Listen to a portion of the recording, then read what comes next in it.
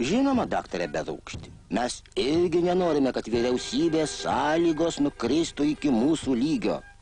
Gink Dieve, mes norime, kad mūsų sąlygos pakiltų iki vyriausybės lygio. Būtent šito nori kiekviena normali visuomenė. Norėti niekas nedraudžia.